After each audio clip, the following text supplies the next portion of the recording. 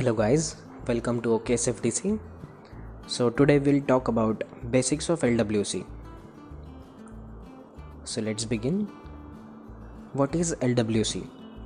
So LWC is a Lightning Web Component which is nothing but a framework which follows ECMAScript and W3C standards. Now what is ECMAScript? So basically all the JavaScript versions that are released, the naming convention which they follow is ECMAScript.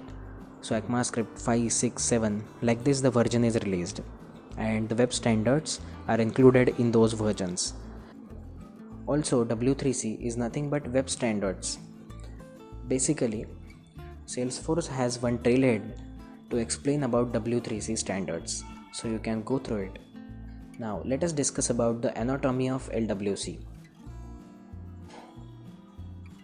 So LWC, that is the Lightning Web Component, primarily contains three files. First is HTML, which is also known as template file. Second is JavaScript, and third is XML, which is known as a meta XML file. Now it can have one more file, which is a CSS. We can discuss about it later. So let us just take a look at HTML file. So this is how the HTML file will look like. So it will start with some template and then you can consume some Lightning Web Component, the base components basically that are provided in the library, and then you can write your custom code. So this is about the HTML file. Now let's talk about JS file. So this is the JS file. So first you need to import the Lightning element and other libraries if you are using. Now you will have a class. Inside that class you can have multiple functions. So this is the basic JS structure. Now this is the XML structure, where the most important thing is exposed. So if you add this is exposed as true, then only you will be able to see this particular web component inside the page. So currently I have added it in app page, record page as well as home page. So all these page, if I go and click on edit page, then I can see this particular custom web component and I can easily drag it into the page. So I'll just show you that. So this is one dev org and I am just editing the page.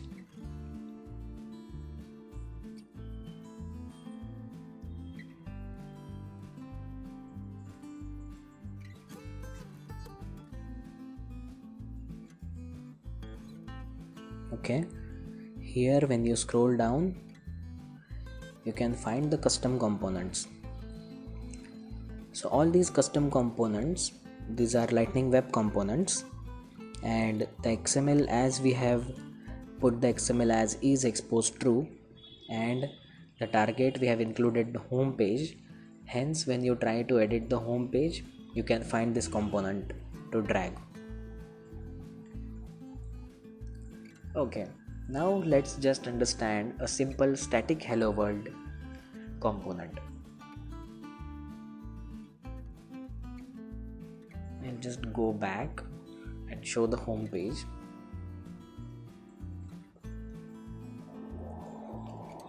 Fine.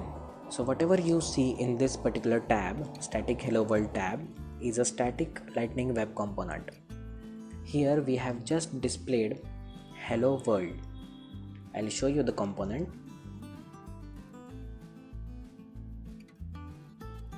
So this is the HTML and this is the JS.